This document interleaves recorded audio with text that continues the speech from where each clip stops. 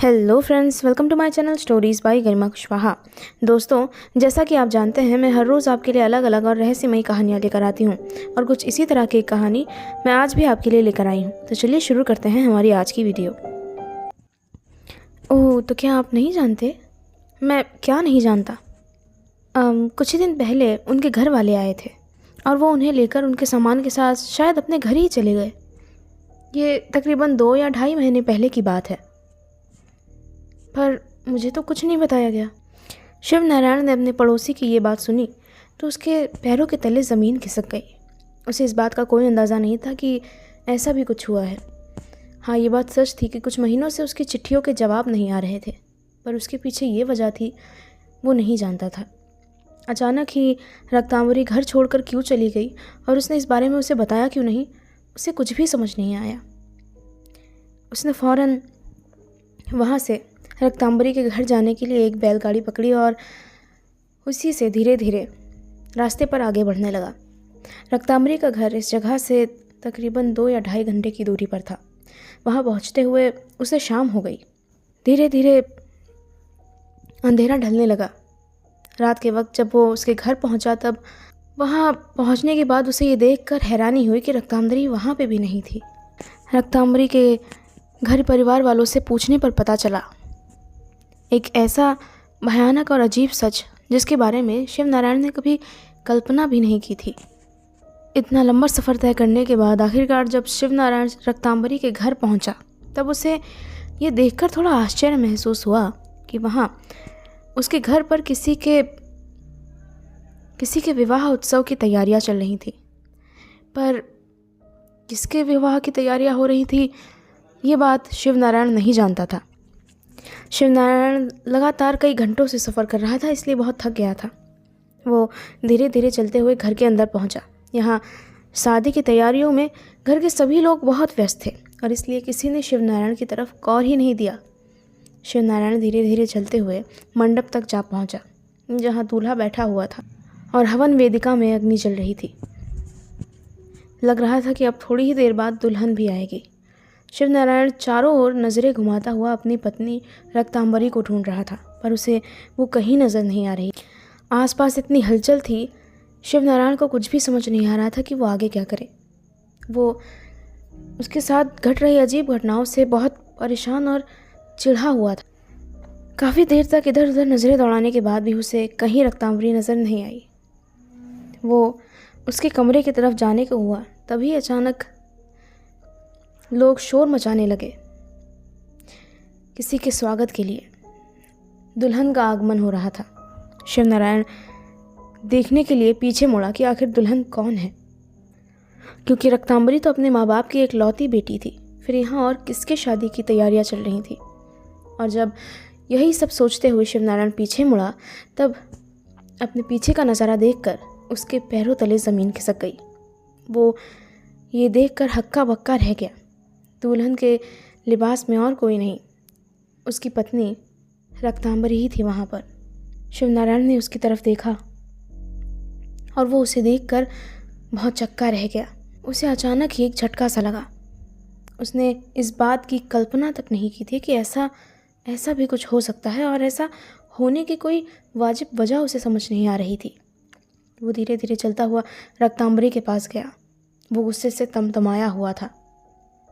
उसे इस वक्त कुछ भी समझ नहीं आ रहा था कि वो शुरुआत कहाँ से करे। उसने सबसे पहले रक्तांबरी से गुस्से में सवाल पूछा, ये क्या करने जा रही हो तुम? रक्तांबरी ने कोई जवाब नहीं दिया। बदले में जवाब उसके पिता ने दिया, और नहीं तो हम क्या करते? तुम 6 महीने से तो कलकत्ते गए हुए हो, एक बार भी अपनी पत्नी को शक्ल दिखाने नहीं आए तुम। हम सब जानते हैं कलकत्ते में लोग कैसे होते हैं, क्या क्या कहानियां हैं वहाँ के बारे में। और तुम्हें क्या लगता है हम अपनी बेटी को अकेला छोड़ देते? वो हमारी एक लौती बेटी है। बड़ी मुश्किल से तो वो जानलेवा बीमारी से छूटी है ऊपर वाले की कृपा से, और उसके बाद भी तुम्हारा ऐसा व्यवहार, ये तुम्हें शोभा नहीं देता शिव नारायण। हमसे अपनी बेटी की हालत देखी नहीं गई और अब हम उसे अपने घर ले आए और हम ही उसकी ये शादी करवा रहे हैं। अब भले ही इसमें तुम्हारी इच्छा हो या ना हो। शिव नारायण ने अपने ससुर की बातें सुनी। इससे उसका गुस्सा शांत नहीं हुआ बल्कि और भड़क गया। उसने फ़ौरन नज़रें घुमाकर रक्तांबरी की ओर जलती नज़रों से देखा और उससे पूछा, क्या तुम्हें भी इस विवाह से कोई परेशानी नहीं है? रक्तांबरी, मैं तुमसे पूछ रहा हूँ।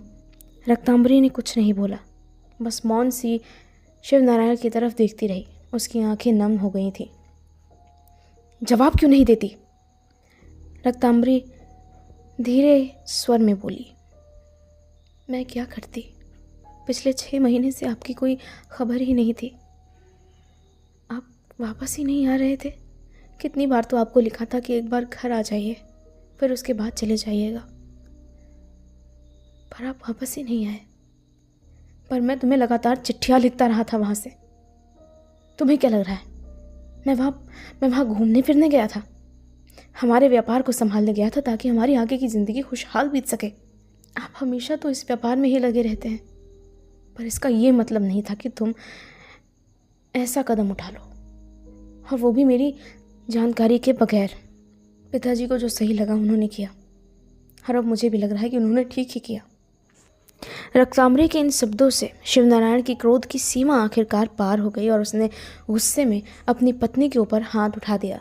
उसने ऐसा कभी ज़िंदगी में पहले नहीं किया था, पर आज जो कुछ भी हो रहा था उसकी समझ से परे था और अचानक इतना कुछ देखने की उसने कल्पना नहीं की थी। रक्तांबरी, जिसके लिए उसने क्या कुछ नहीं किया था, जी तोड़ मेहनत की थी, दिन रात तपस्या की थी, 21 दिनों तक उपवास रखा, क्या कुछ नहीं झेला था। उस रक्तांबरी के मुंह से ऐसी बातें सुनकर शिवनारायण बिल्कुल क्षुब्ध हो गया था और गुस्से में, आवेश में वो ये बात भूल गया कि उसने अपनी तपस्या के दौरान कर्ण पिशाचिनी से क्या वादा किया था। शिवनारायण ने अपनी पत्नी पर हाथ उठाया, उसे थप्पड़ मारा और बहुत ज़ोर से, और उसके बाद उसके होने वाले पति की तरफ बढ़ा और उसके साथ भी काफ़ी लड़ाई की। रक्तांबरी वापस अपने कमरे में चली गई और बैठकर रोने लगी। शिवनारायण भी वहाँ से उल्टे पैर वापस चला गया। वो वापस कलकत्ता चला गया। कलकत्ता जाने के बाद सब कुछ बदलने लग गया धीरे धीरे। शिवनारायण वहाँ जिस घर में रहा करते थे वहाँ वो अकेले रहा करते थे। अब उनके साथ जो कुछ गुजरा था उसके बाद एक और अजीब चीज़ होनी शुरू हुई थी। वो अपने कमरे में जब बैठे होते उन्हें महसूस होता उनके कमरे में पायलों की आवाज़ गूंज रही है। शुरू में उसे महसूस होता था कि शायद जिस तरह के झटके से वो अभी निकला है ये उसका असर है। उसने कुछ डॉक्टर से भी बात करने की कोशिश की, पर दवाओं का कोई असर नहीं हो रहा था। एक रात आखिरकार कर्ण पिशाचिनी खुद उसे उसका वादा याद दिलाने आई। तुम्हें अपना वादा याद है शिवनारायण? हाँ, मुझे अपना किया हुआ वादा अच्छे से याद है और मैं उस पर अभी भी कायम हूँ। मुझे नहीं लगता, पर मैंने ऐसा कुछ भी नहीं किया है। क्या तुमने अपने घर में घुंघरूओं की आवाज़ सुनी? हाँ, मैंने सुनी। क्या वो सब आपने? हाँ, वो सब मेरे शाप का असर है। उस शाप का असर शुरू हो चुका है और अब तुम चाह कर भी उसे बदल नहीं सकते। पर मैंने ऐसा किया क्या? भूल गए तुम? पिछले हफ्ते तुमने क्या किया? पिछले हफ्ते? दिमाग पर ज़रा जोर देने के बाद शिवनारायण को याद आया। पर उसने मुझे धोखा दिया। मैं और क्या कर सकता था? मैं नहीं जानती, पर मैंने तुमसे एक वचन लिया था और तुम वो निभा नहीं सके, और इसलिए अब तुम्हें मेरे शाप का सामना करना ही पड़ेगा। नहीं नहीं नहीं नहीं नहीं, इसे ठीक करने का कोई तरीका तो होगा। पर इससे पहले शिवनारायण अपना वाक्य ख़त्म कर पाता, कर्ण पिशाचिनी वहाँ से गायब हो चुकी थी। अब मैं क्या करूं? शिवनारायण काफ़ी देर तक इस सोच में पड़ा रहा। उसके बाद वो वापस उसी सैनिटोरियम के पास गया जहाँ वो पहले रहा करता था अपनी पत्नी के साथ। उस जंगल की तरफ जहाँ वो साधु बाबा रहते थे, उसने उन्हें ढूंढने की कोशिश की और उसे ढूंढ भी लिया। तुम उस शाप के बारे में मुझसे बात करने आए हो? जी हाँ, आप ही इतने ज्ञानी ध्यानी हैं, आपको सब पता होगा। इसका कोई तो तरीका होगा।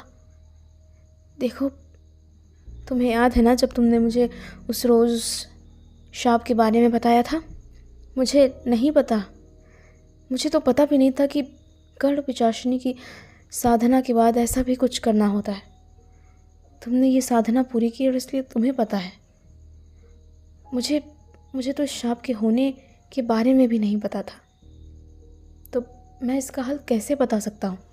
पर गुरुजी, कुछ तो कीजिए, मेरी मदद कीजिए। मैं आपको सब कुछ बता चुका हूँ, मेरी कोई गलती नहीं थी, मेरे साथ धोखा हुआ है। मैं समझ सकता हूँ, पर उसकी बात वो जाने। उसने तुमसे वादा लिया था शिवनारायण, किसी भी हालत में तुम किसी स्त्री पर हाथ नहीं उठाओगे, उनका अपमान नहीं करोगे, किसी भी हालत पर। क्या आपके वो गुरुजी, आप मुझे उनसे मिलवा सकते हैं?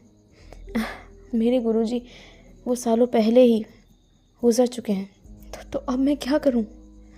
मैं नहीं जानता शिवनारायण। काशी जाओ, वाराणसी जाओ, वहाँ बहुत से ध्यानी ज्ञानी लोग बैठे हैं, शायद वो तुम्हारी मदद कर पाएँ, शायद। और शिवनारायण ने वैसा ही किया। वो फ़ौरन जितनी जल्दी हो सकता था काशी के लिए कूच कर गया। कुछ दिनों तक काशी में भटका, कई लोगों से इसके बारे में जानने की कोशिश की, पर किसी के पास कोई जवाब नहीं था, कोई उत्तर नहीं था। शिवनारायण के ऊपर अब शाप का असर साफ नज़र आने लगा था। रातों के वक्त जब भी वो अकेला होता था, उसे तरह तरह की आवाज़ें सुनाई देती थी, जैसे उसके कानों में कोई कुछ कह रहा हो फुसफुसाहट में। पर वो क्या कह रहा होता था शिवनारायण नहीं समझ पाता था।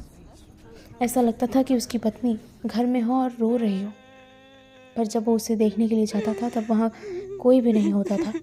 कभी कभी एक साथ कई भेड़ियों के बोलने की आवाज़ आती थी, कभी कभी औरतों के रोने की आवाज़ आती थी, घुंघरूं की आवाज़। और इस तरह शिवनारायण पूरी रात सो नहीं पाता था। एक अजीब डर ने उसे घेरा हुआ था। हर तरफ चक्कर लगा लेने के बाद वो वापस कलकत्ता आ गया। जहाँ वो रहता था उसी जगह वो लगातार इन आवाज़ों को सुन रहा था, एक अजीब चीज़ महसूस कर रहा था। और वो क्या महसूस कर रहा था वो अपने साथ के लोगों को समझा नहीं पा रहा था। धीरे धीरे इन सब चीज़ों का असर उसके दिमाग पर हावी होने लगा और वो पागलपन का शिकार हो गया। वो आवाज़ें लगातार उसके आसपास गूंजती रहती।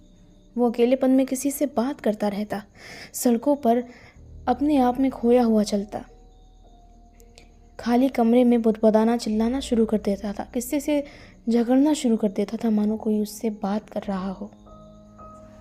और इस दौरान जब उसकी पत्नी ने उसकी इस हालत के बारे में सुना, वो भी वहाँ आई उसे देखने के लिए। आपकी ये हालत कैसी हो गई है? शिवनारायण एकटक अपनी पत्नी को घूरता रहा।